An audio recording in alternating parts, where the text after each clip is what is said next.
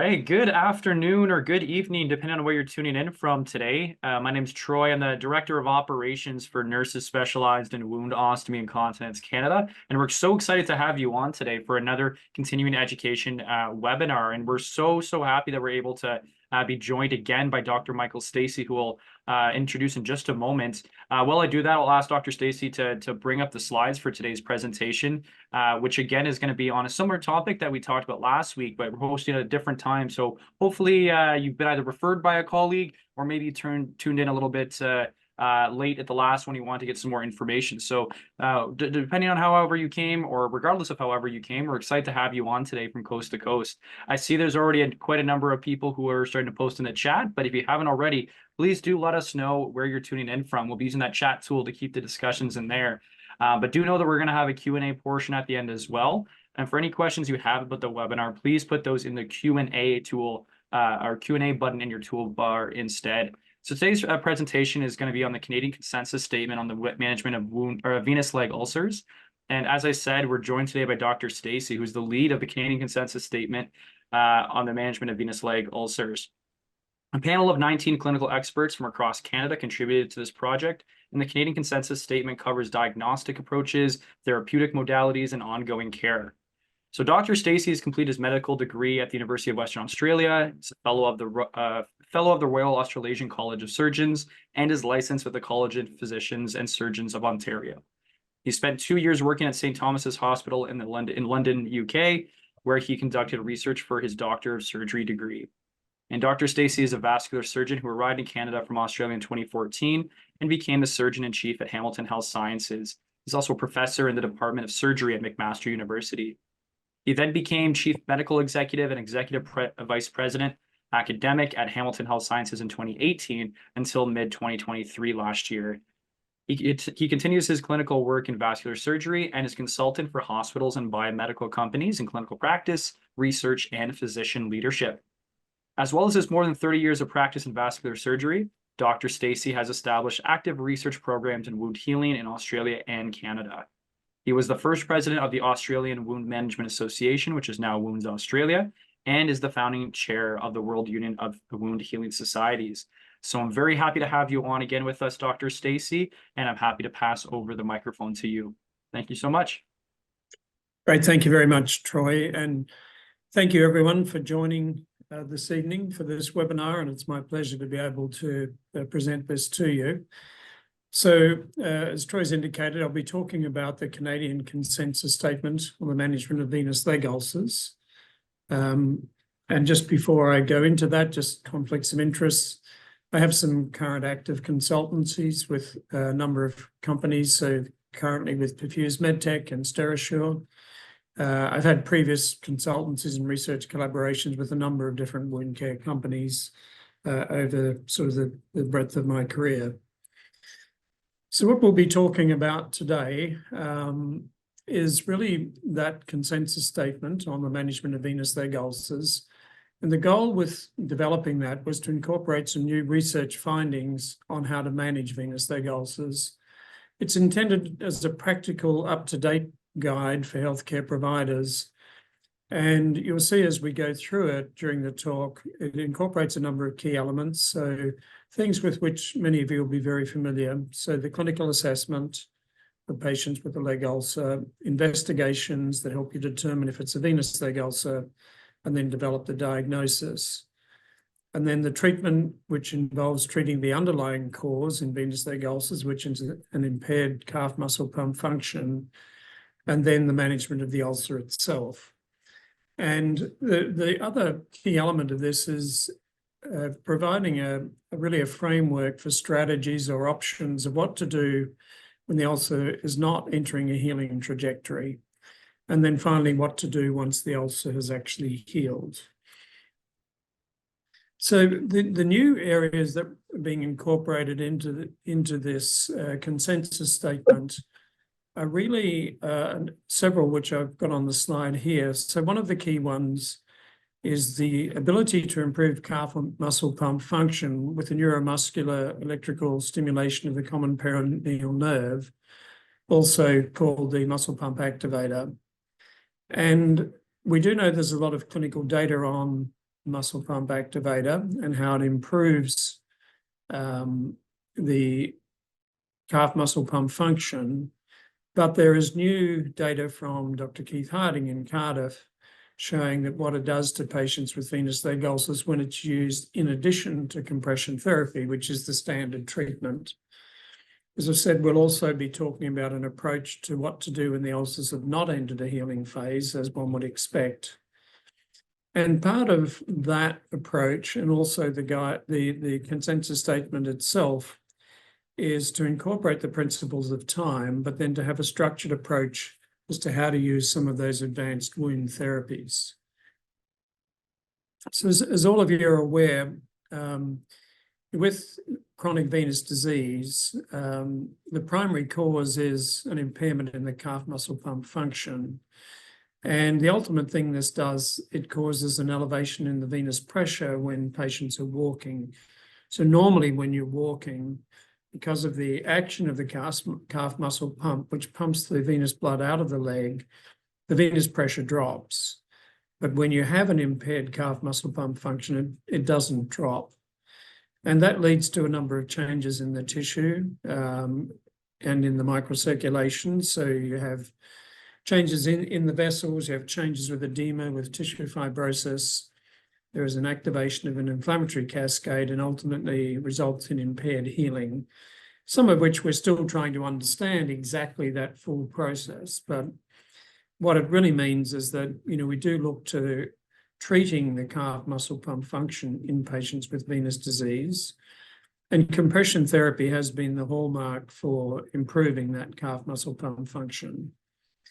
But as I mentioned, there is emerging evidence, and what we're attempting to do here is to include this into the consensus statement, that the muscle pump activator has a significant role as an adjunct to compression therapy in treating patients with venous leg ulcers. We do know that it improves physiology in patients with venous leg ulcers, and it also improves healing from much of the work that's actually now been published. Just as a sort of a background from some of the sort of earlier work, when we look at what the muscle pump activator does to the circulation in the leg, it actually enhances both the venous circulation and the arterial circulation, as well as improving the microcirculatory blood flow. And the various metrics that have been identified as improving from baseline in healthy volunteers, but have also been shown in patients with venous disease. There's an improvement in venous volume flow, an improvement in arterial flow, and an improvement in microcirculation. And we know that in essence, what the muscle pump activator does, it improves the blood volume and velocity up to about 60% of what can be achieved when you're walking. And that's with the patient just sitting with the muscle pump activator operating.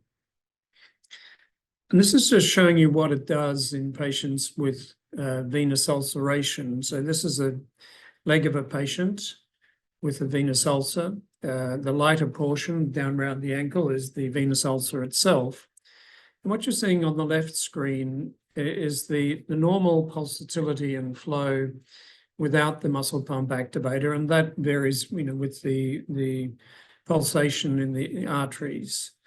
But when you add the muscle pump activator device on the right-hand side, you can see that there's a significant improvement in perfusion in both the wound bed and in the peri-wound area.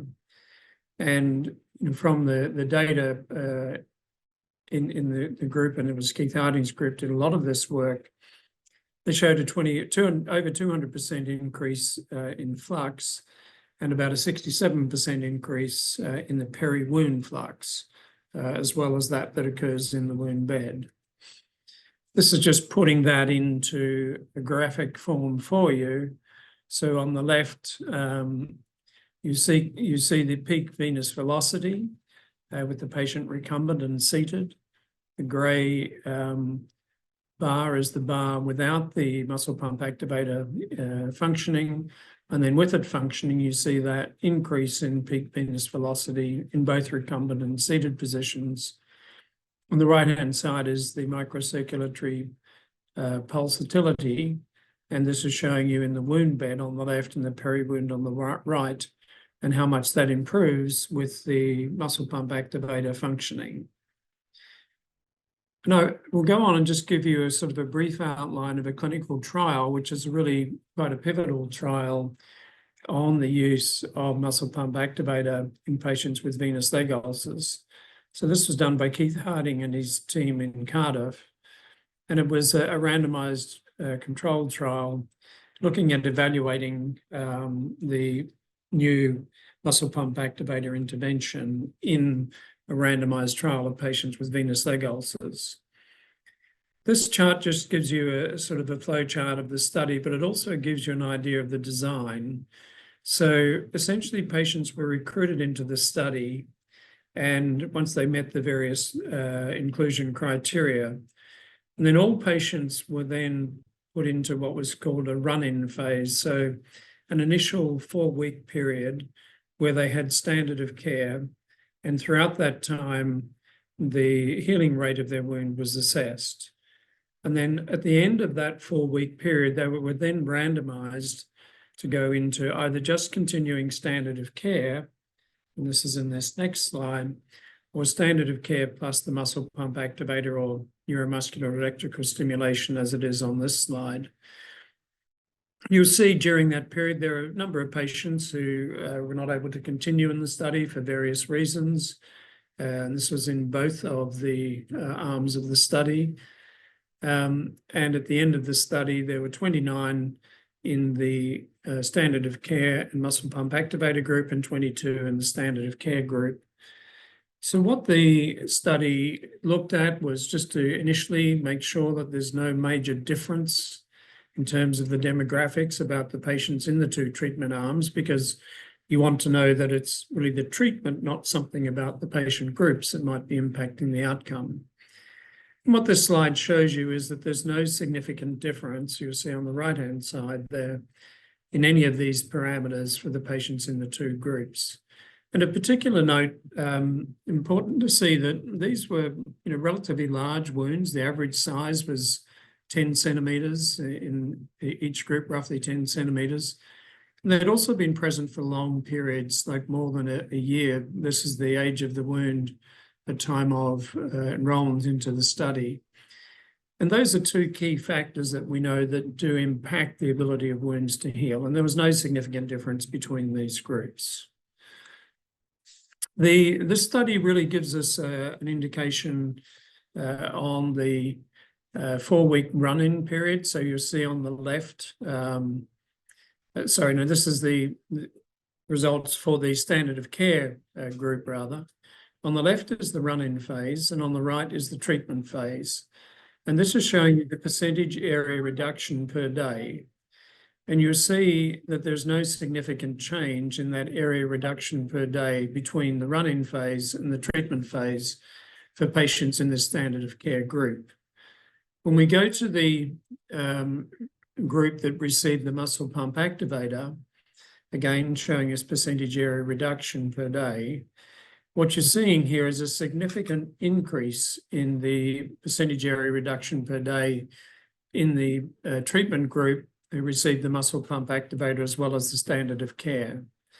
And there was another way of looking at this, which was a novel way that Keith and his group developed, was to look at the amount of advancement of the wound edge. So it's not just looking at percentage reduction, but a way of calculating the amount in millimeters of advancement of the wound edge, and this is per week.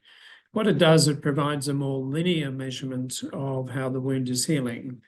And in that right-hand side, you'll see the grey line shows initially in the run-in phase and a pretty linear healing rate. And in the standard of care, that continued as the linear rate. But in the standard of care plus the muscle pump activator, you see that significant increase in the healing rate. And in the graph on the left, that's just showing us in a bar chart format the increase in healing rate that occurred with the muscle pump activator as well as standard of care. And these are just some images of patients from the Muscle Pump Activator group. The top slides are the images of the wounds during the run-in phase, and the bottom series of slides are with the Muscle Pump Activator. And just to indicate, the Muscle Pump Activator was used daily for 12 hours a day throughout the course of this study during this 4-week period. So you're seeing a significant change, which is reflected in these images as well as in the data itself. So if we move to the other element that we're trying to incorporate into this consensus statement is really incorporating an approach to how to manage the wound itself. So one thing in treating patients with venous leg ulcers is to treat the cause, but then we also have to be able to treat the wound. And a big part of that, as I mentioned, is an approach to how to deal with the more advanced therapies. And many of you will be familiar with the time algorithm, which a number of us were involved in developing in the late 90s, early 2000s. And within this consensus statement, you'll see the key elements related to tissue. So you'll see the need to debride any devitalized tissue, one of the initial steps in this consensus statement. Identifying and managing infection is also a key part. It's also a key part of reevaluating the patient if the wound is not healing the way you would expect. And then managing moisture, which is obviously something that you're all very familiar with, getting the right moisture balance in the wound, whether it's too dry, keeping it moist with the principles of moist wound healing, or if it's too moist, then having a way of controlling that moisture so that it doesn't cause damage to the surrounding skin.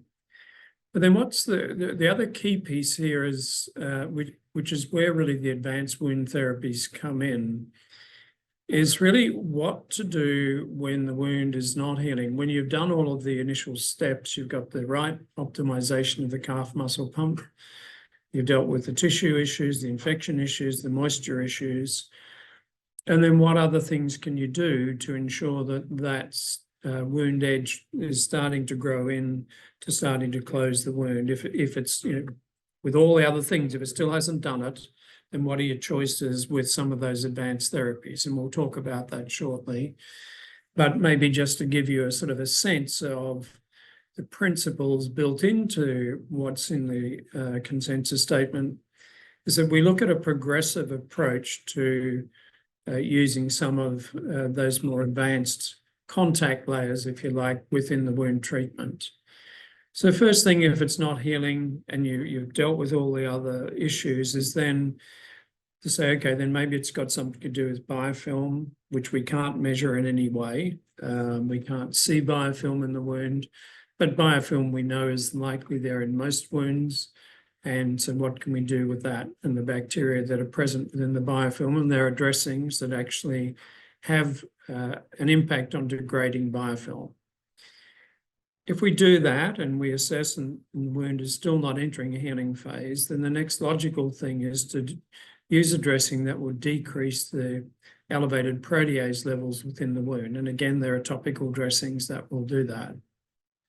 Once again, if we've done that and it's still not improving, then we turn our attention to the wound bed. So what can we do to improve the wound bed? And we have several options. One is negative pressure wound therapy, which many of you again will be familiar with, but it does many things in the wounds. But one is to help encourage that wound bed to improve and to grow, to enable the cells at the edge of the wound to grow across the wound. And then another option we have is to add matrix substitutes, which act as a scaffold for the base of the tissue and the granulation tissue to form, to grow and to improve. With doing all of that and we still don't see healing, then the next step is to add in some manner or form growth promoting factors. And there are a number of dressings available. There's not a lot in this space, but there are some that do deliver growth factors to the wounds, and that's an option to look at using those. We don't at this point have recombinant growth factors available on the market. We have in the past had them, But at some time in the future, I think we'll see them coming back because there is a role for them. We do that and they're still not healing, then we look at adding some healthier cells to the wound, because the assumption is that really the cells that are there are not sufficiently healthy to be able to carry that wound to healing. And there are options: skin grafts, cultured epithelial cells, skin substitutes, and possibly even stem cells. So the consensus statement on the management of venous leg ulcers was developed as a Canadian concept.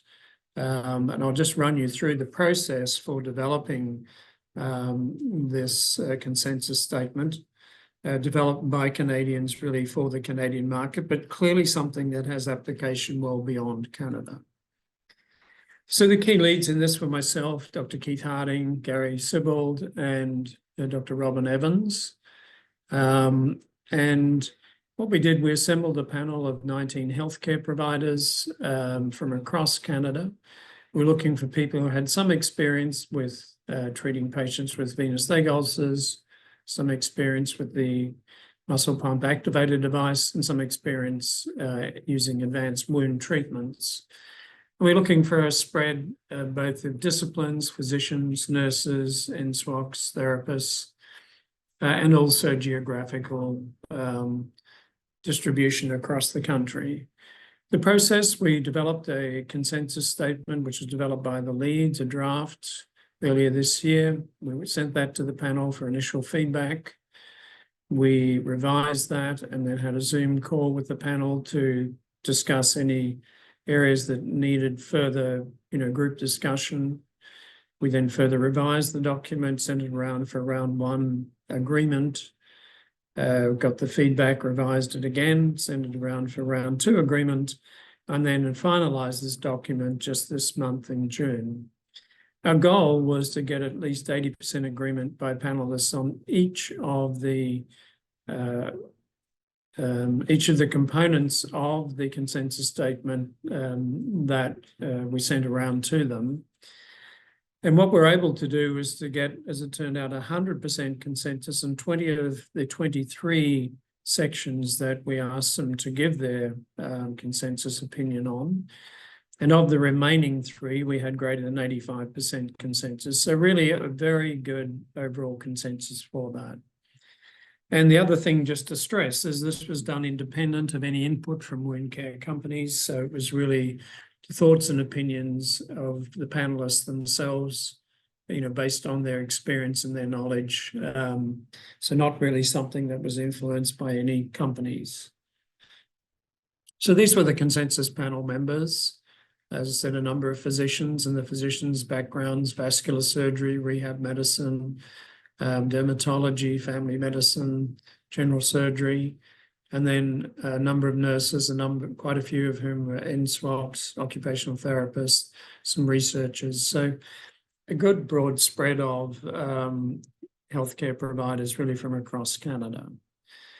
So what I'll do now is I'll just go through each of the components of the consensus statement for you, just to highlight in the key elements. It's not a long document because it was meant to be a practical guide that clinicians could have even as a pocket guide to help them, when they're seeing patients in their clinics.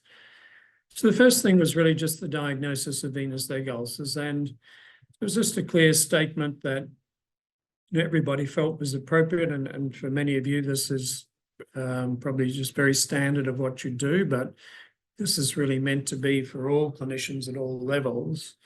But the key thing, just to re-emphasize, is that we do need to assess the cause of the patient's ulcer, but as well as that, need to have an understanding of, other environmental factors, their health literacy, their own goals of care before we decide on a treatment pathway. And then just to re-emphasize, the clinical assessment includes a thorough history, both of the ulcer, of the presence of venous disease, which is what we're looking for in particular, but in particular also arterial disease, and then any other underlying medical conditions or medications that might impact the healing process. It also as would be normal in the clinical setting, require an examination of the patient, their ulcer, and a palpation of their pulses. And then a number of investigations, which we'll come on to in a minute, but they essentially include confirming they've got venous disease, in particular assessing whether there is arterial disease, because that's important when we're considering using compression therapy. Then obviously understanding any other possible causes of ulceration or impaired healing. The clinical features, which I won't go into the details from the consensus statement here, but it focuses on the location of the ulcer appearance, the surrounding tissue, and pain associated with the ulcer. The next component of the consensus statement is looking at investigations. And here, the key, when you think it might be a problem with venous disease, is to do an assessment of venous disease. But there are a number of other things that are important to assess as well. We also acknowledge that getting a test of venous disease, while it may be readily available to some practitioners in many parts of Canada, in others, they have limited access. And as long as you have established the arterial status and the patient's wound meets the clinical criteria for venous ulcer, then it's appropriate, the panel felt it's appropriate to begin treatment even before you've got a confirmatory test to demonstrate the presence of venous disease. But when you do go on to further assess for venous disease, today the current standard is to do a non-invasive lower limb venous duplex ultrasound. There have been a number of other methods in previous years, but that's currently pretty much around the world the basic gold standard for assessing the presence of venous disease. And then the other key element, as I mentioned, is to look at arterial status, but then also, other possible coexisting conditions. So with the arterial status, we look at the ankle brachial pressure index, knowing that in patients with diabetes, it may be falsely elevated. And if they have a pressure index above 1.4, then we do want to know their toe brachial pressure index, or just the toe pressure itself, because that is a way of assessing pressure without being impacted by the vessels that are non-compressible. And again, this is in areas that have access. In some areas that don't have that access, another technique that's been advocated by the ECHO program through Woundpedia is the use of the handheld Doppler and establishing what the audible waveform is. So the waveforms in arteries, generally it's either triphasic, biphasic, or monophasic. So any waveform that is multiphasic, so triphasic or biphasic, generally indicates good arterial flow. Monophasic flow indicates there is some significant compromise to arterial circulation.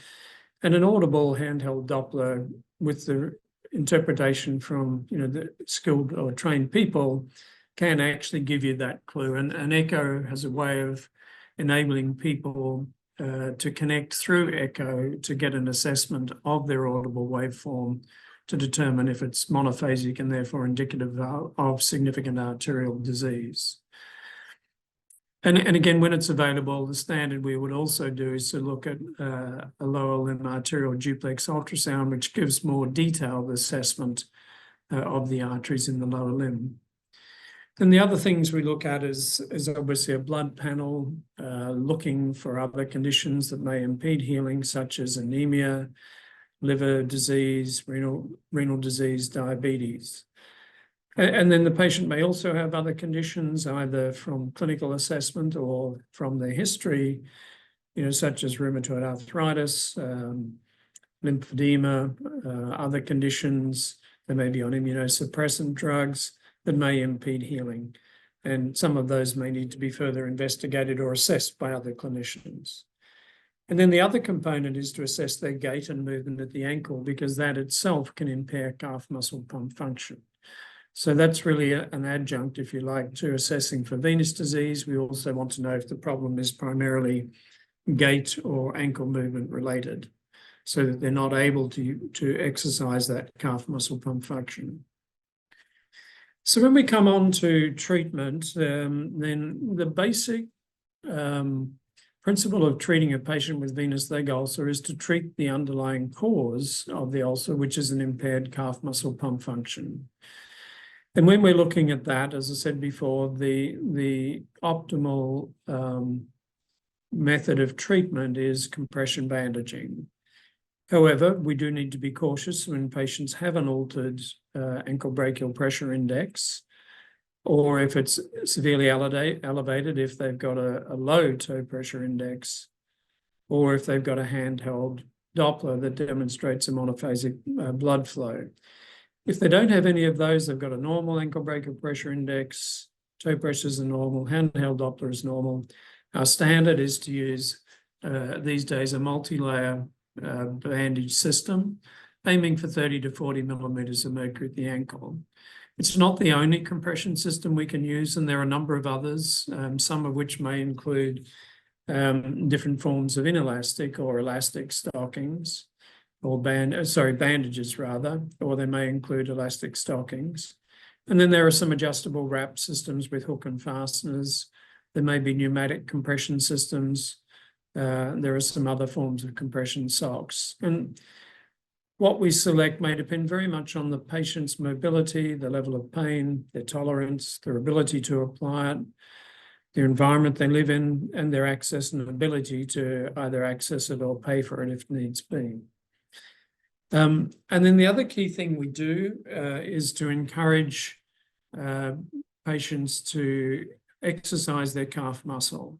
So to get that calf muscle working, to help calf muscle pump function and venous return.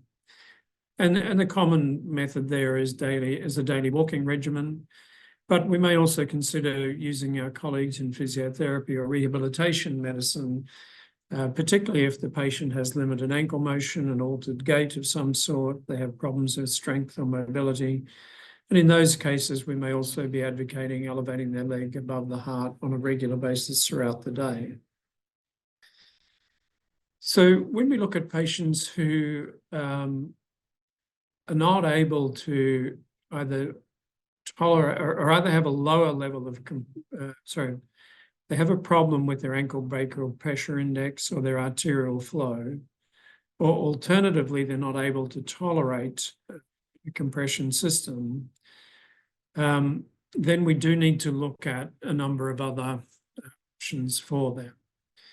So in particular, for patients whose ankle brachial pressure index is between 0.65 and 0.9, we generally look at a lower level compression system.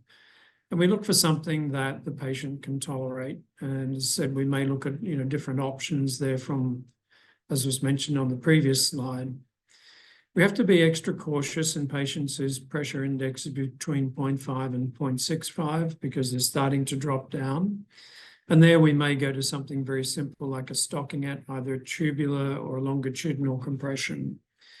And obviously anyone whose ankle brachial pressure index is less than 0.5, we would not want to consider putting compression on without involving a vascular surgeon. And also if they have significant heart failure, we would also want their cardiologist to be involved. And the other thing we have, so that's what we would traditionally do in these patients when we're looking at compression. But what we do know now is we have another option that we can add to those lesser levels of compression, and that's the Muscle Pump Activator device. And we do know that that does improve the venous and arterial physiology in the leg. And we might use this in combination with a lower level of compression. We might use it in patients who can't tolerate any compression. And as I mentioned in the next section here, if they're not able to tolerate any compression, it may be because of pain or maybe for other causes, then certainly adding the Muscle Pump Activator is still an option for us in those patients to be able to improve the calf muscle pump function. We also know that the Muscle Pump Activator actually helps with pain if pain is one of the reasons they're not able to tolerate compression. And then again, just re-emphasizing with those patients, we do still recommend the daily regular exercise and daily leg elevation, particularly if they're not able to tolerate any form of compression. And so what we're looking at really is, if they can't go into that optimal level of compression, we look at something lower. But when we have to go to something lower, we have the option of adding the muscle pump activator. And even in patients who are not able to tolerate any compression, we still have that as an option. So we're at least doing something to improve their calf muscle pump function.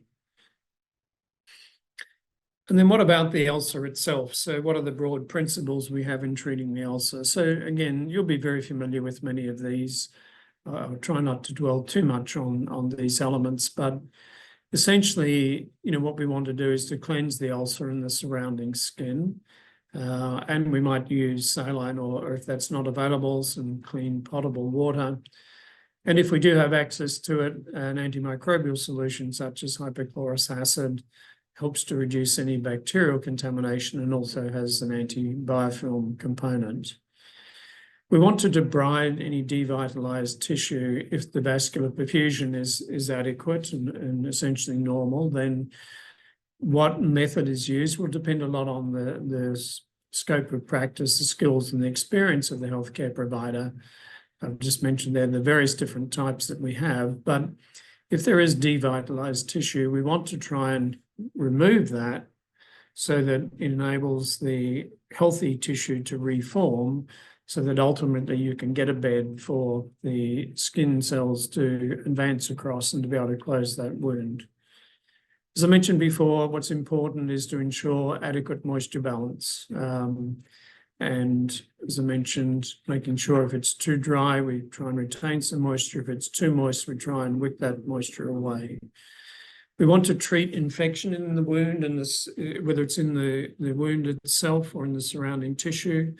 And the standard way is with antibiotics and antimicrobial dressings for treating infection. If there's pain, we may want to reduce, we obviously want to reduce that, but we may have to delay using compression until that pain has actually reduced to some extent. We want to make sure the surrounding skin is protected because it can have, a number of problems with irritation, dermatitis, or problems from excess exudate. And then with ulcers that are deemed to be non-healable, we obviously want to look at, what are the maintenance goals that we have for these patients. So we keep these clean.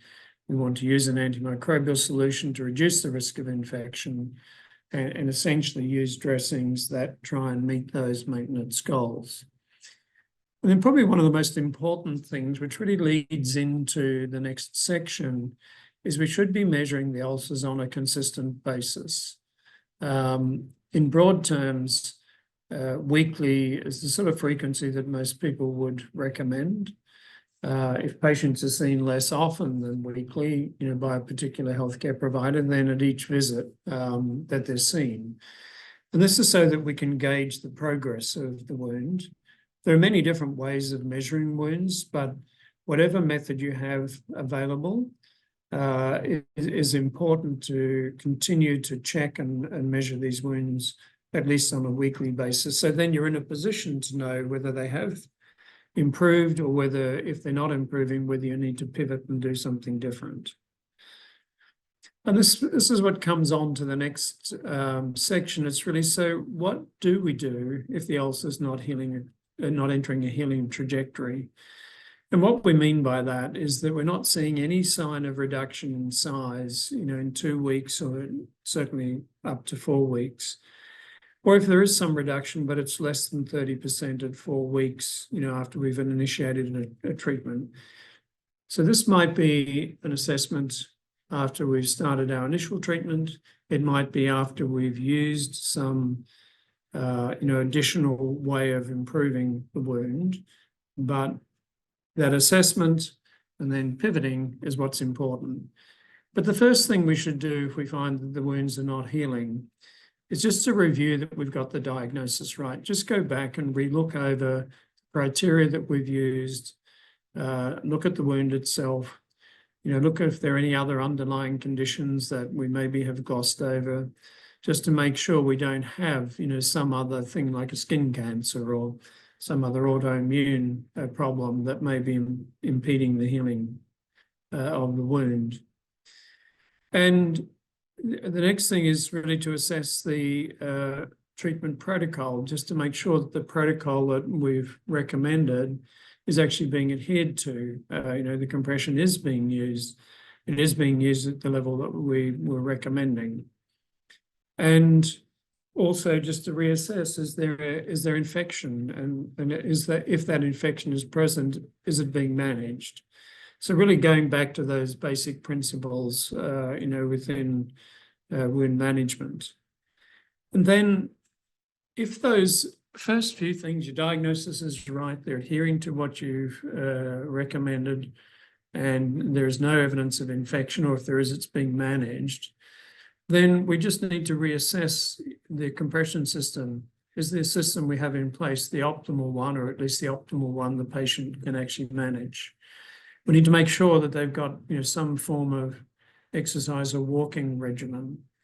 And then the other thing to add in here is that we should be looking at the muscle pump activator as an adjunct to compression if it's not already in place, because of the evidence of what it does to healing in venous leg ulcers.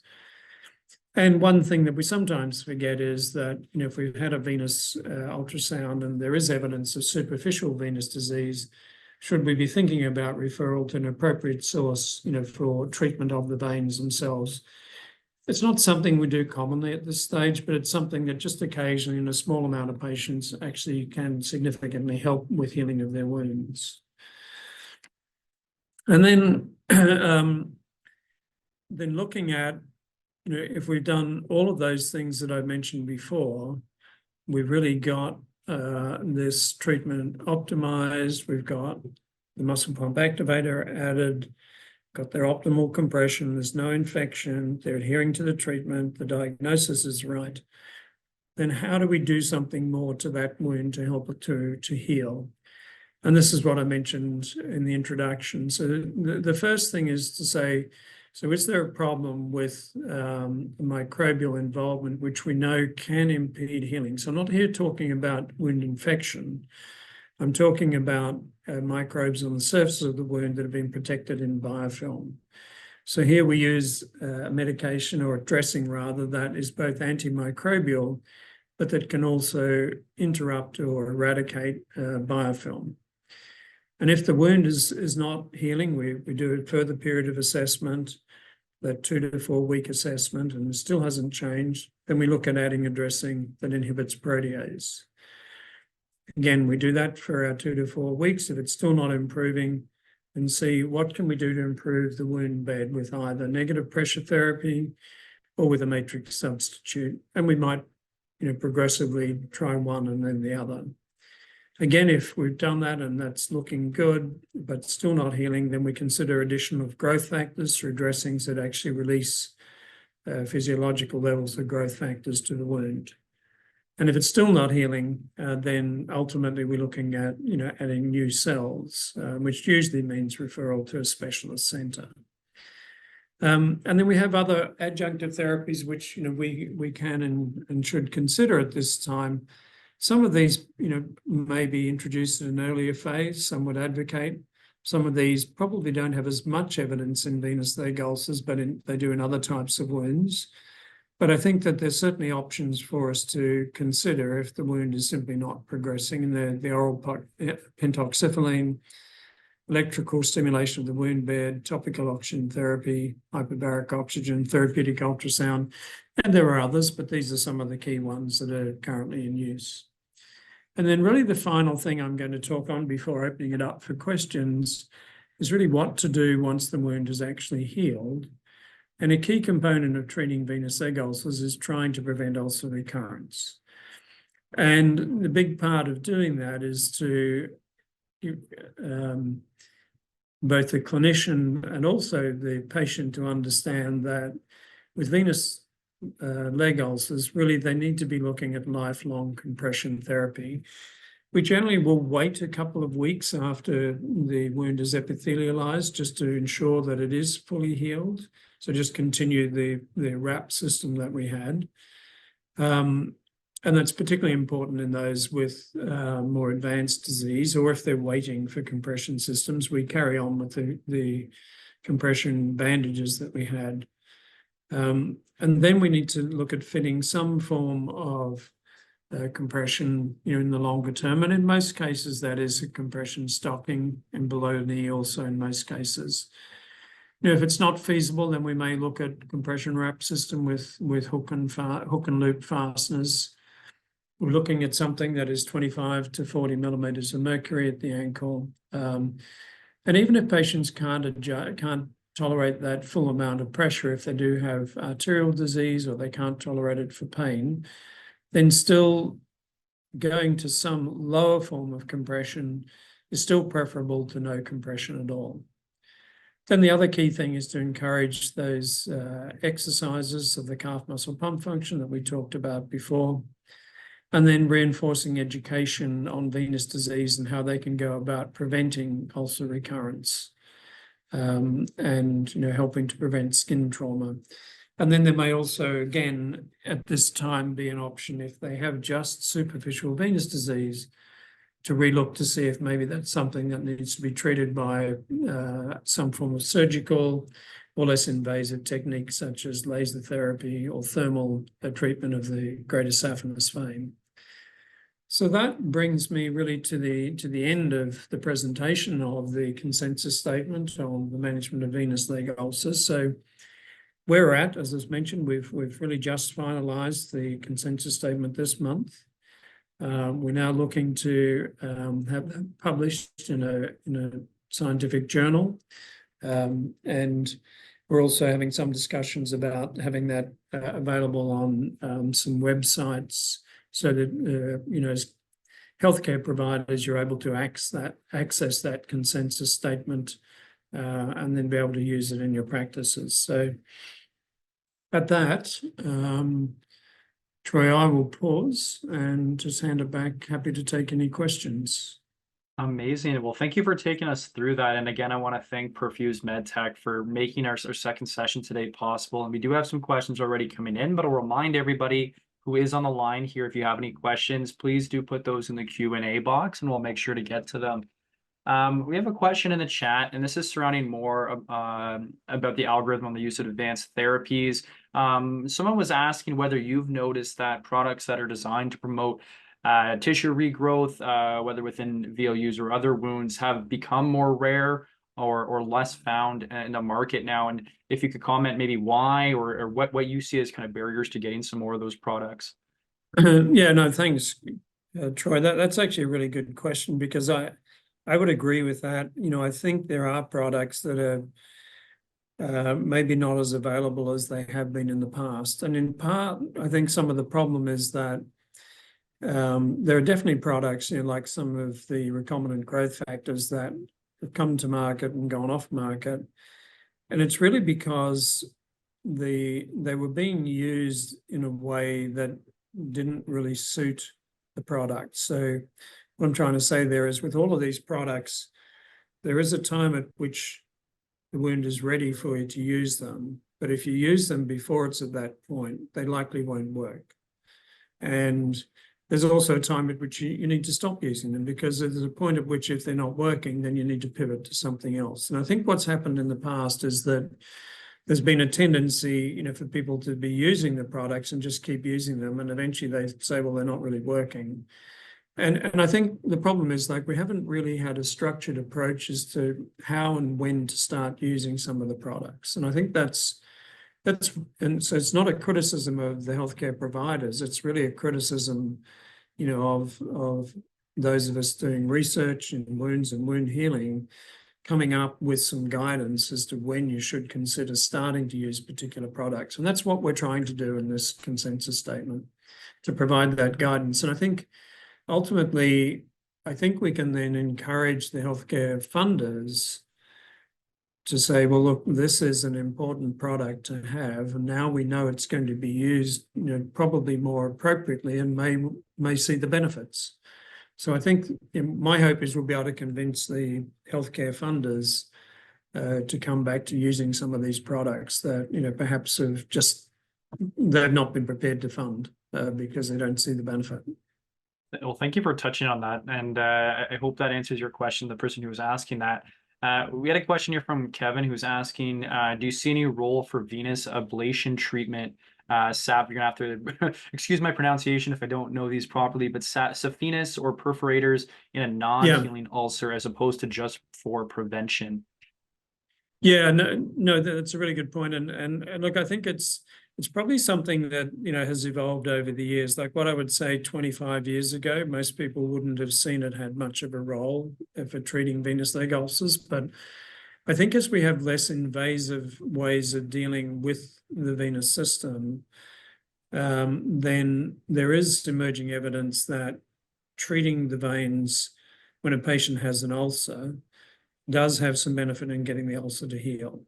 And so that's why within the algorithm, we sort of added in, when they're not healing, is to think about, should you be looking at, having a venous treatment? So that might be, these days, surgery certainly is still a way of treating varicose veins, but there are the less invasive ways with laser ablation of the greater saphenous vein. It's also thermal ablation. There's also injections. So totally agree. Like the field has probably changed from where it was when people said no, it didn't really help.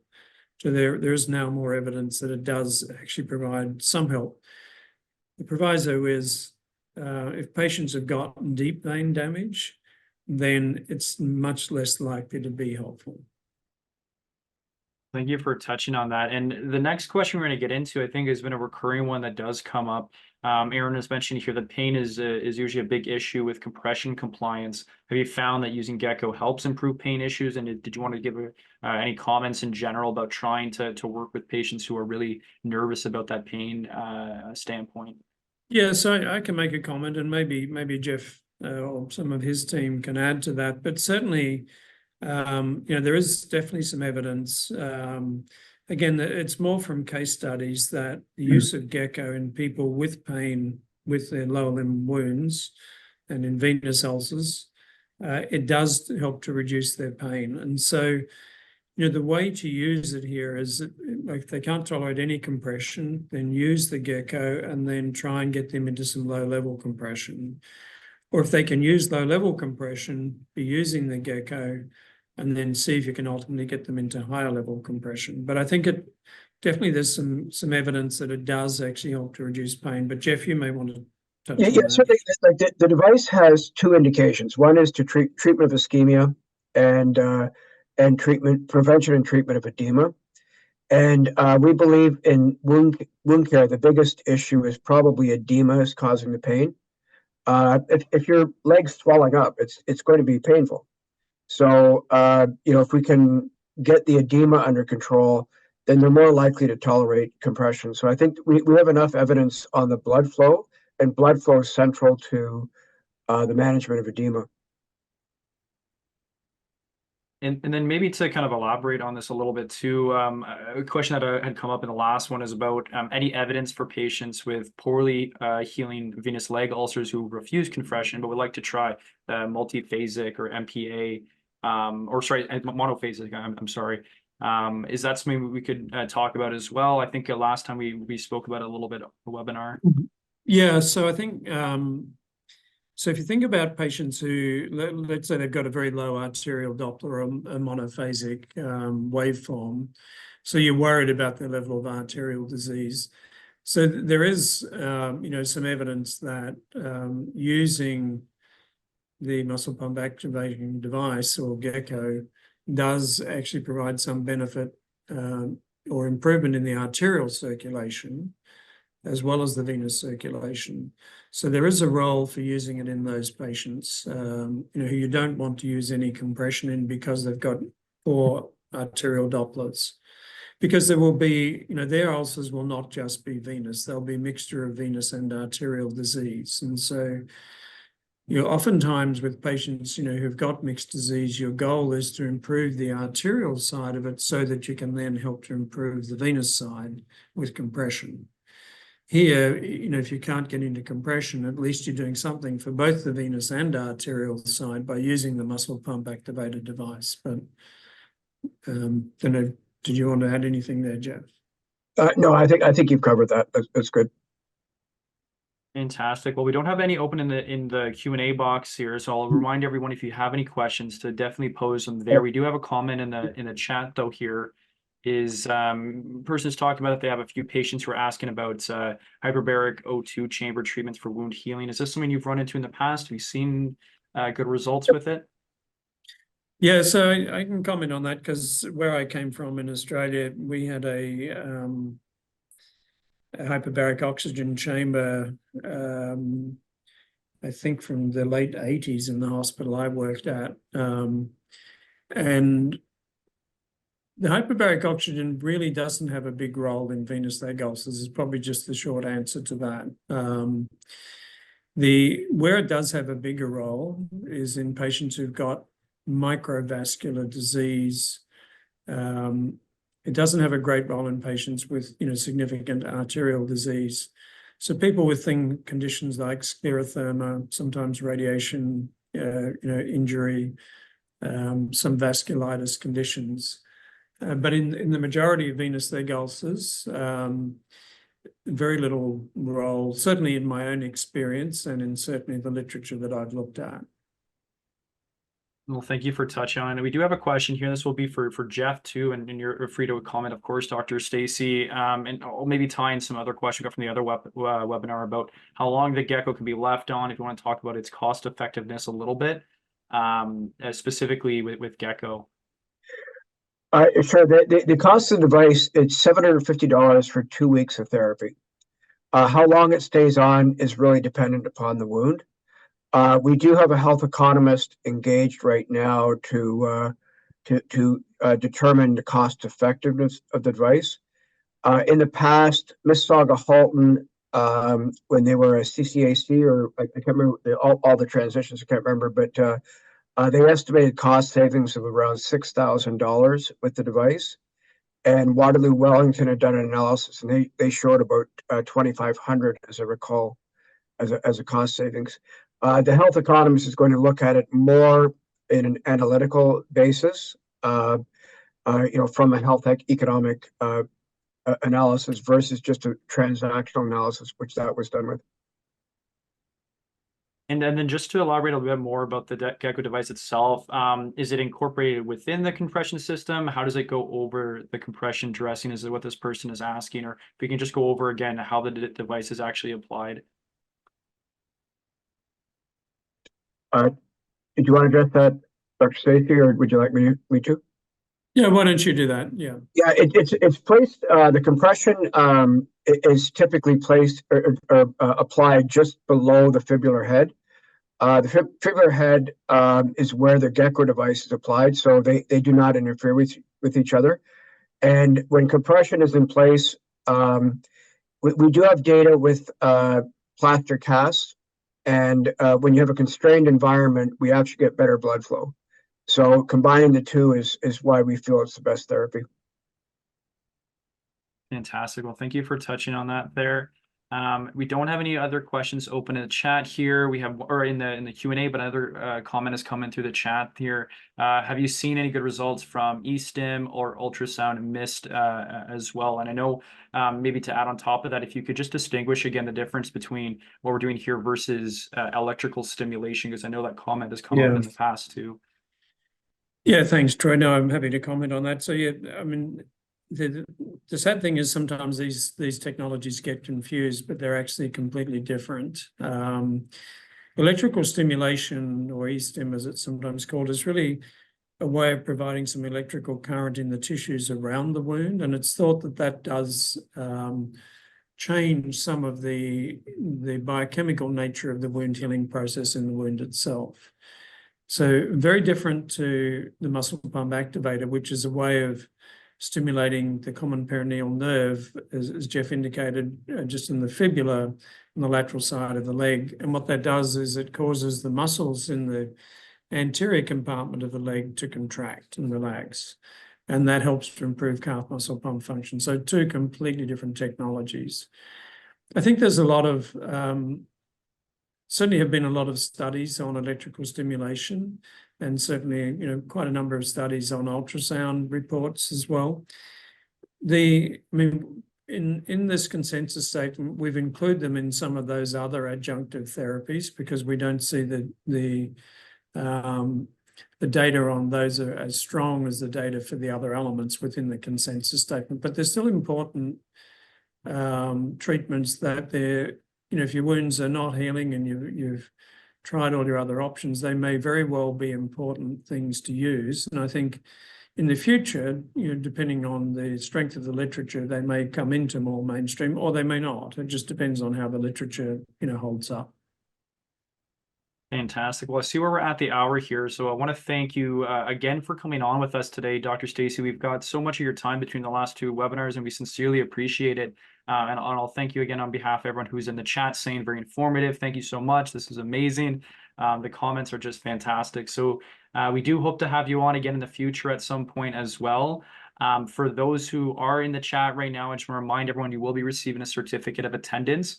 For those who are working with Victorian Order of Nurses as well, we did get some communication with those with a von.ca email. We are trying to figure out why certificates aren't coming in. So if that does apply to you, we're working on it and we'll try to get it to you. But for everybody else, that will be coming by the end of the week here. So on behalf of NSWOCC, I want to thank Perfuse Medtec again for your amazing support over the last couple of weeks here and your continued support overall. We look forward to partnering with you in the future. And from all of us at NSWOCC, we'll wish everybody good night. Thank you, everyone. Good night. Thanks so much. Everyone. Thanks for joining. Bye now.